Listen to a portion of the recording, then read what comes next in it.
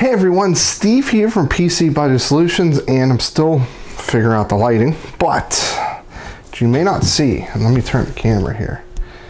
I got some goodies today. Now, we're not necessarily gonna be unboxing everything. In fact, everything's gonna be a separate video, but there's probably gonna be three here. I'm thinking the graphics card, the motherboard, and the case over here. Memory, not exciting. SSD I got in yesterday. Power supply, it's a good power supply, but again, I'm not all that excited. But the one I want to do first is the motherboard. So you should have already seen the CPU unboxing. I did that because it's my first Ryzen 2 that I've personally unboxed. So, but today we have the MSI B450 450 Tomahawk, and I'm actually not looking at it. That's a shocker. I remember what I bought this time, right? But I did some thinking, and I think this is the right board for me. So let's go ahead and get her opened up and see what kind of features she has.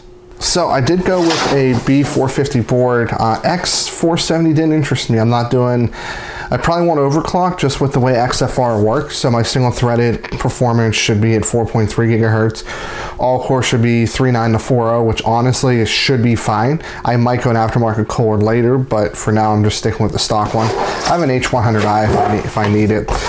But let's see what she comes with. So let's take the motherboard out first and set that aside.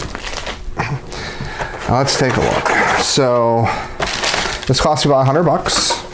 We have two SATA cables. At $100, I can't expect more. I would have liked 4, but again, you know, X470 boards probably do. We have an IO shield. We have a driver disc. Maybe some swag, a user manual. Yeah, just the standard stuff. Nothing crazy. Everything that you would expect.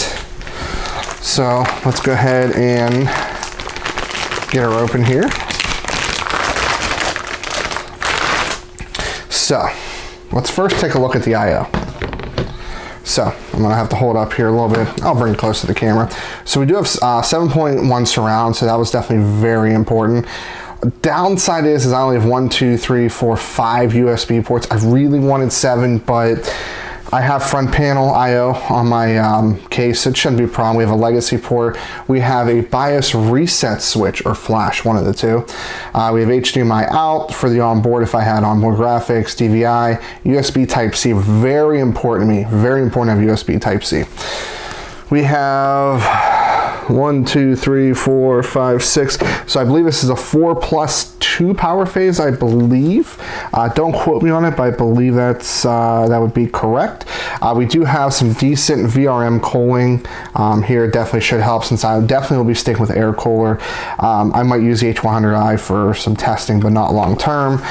We do have an M.2 slot right here. I did not go NVMe, but if I wanted to, the options there. We have a CPU header up top. We have a pump header or another header. So we have 1, 2, 3 fan headers plus a pump header, which could also be used as a fan header as well. So definitely should be plenty. This case has 3 fans. I'll probably keep it that way, but I may replace one of the fans. USB headers down at the bottom. I'm not sure how I'm gonna like that. We will find out. We have 4 SATA on the side, 2 SATA in the front, and we do have an RGB header down here. So that was definitely very important because this build is going to be heavily in the RGB. It does support Crossfire, does not support SLI unfortunately, but should be fine. But that's pretty much it. We got 4 RAM slots, which is definitely, you know, important. 1, 2, 3, 4, because I do plan on upgrading to 16 gig. This system does have everything that I wanted, right? So I didn't want to spend a lot of money. I wanted a decent quality board, with enough power phases just to support the CPU, at least at stock. I'm not doing any kind of heavy overclocking. I definitely want 7.1 surround, USB Type-C, Crossfire support in the future, enough fan headers if I want to go M.2, and this does have RGB lights right here. So again, kind of a really common scheme going on here. So that is the boards I'm going to be using. Stay tuned. I have some more unboxing, reviews, and a build log coming up, but let's go ahead and wrap it up. So that is the board that I'm using. I've always used B series boards for AMD. I haven't seen the value in the X series because I haven't done any kind of serious overclocking. The chips are generally pretty close to max.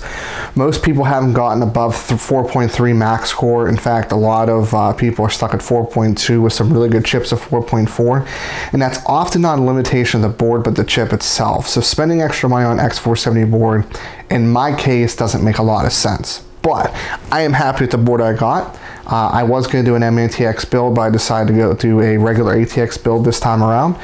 Stay tuned. There's going to be 2 more unboxings followed by a build log, and potentially, I don't know when I'll upload some of the videos I've done recently. Those may pop up in the middle as well. So as always, if you like it, like it. If you don't like it, it's fine. You know, tell me you don't like it.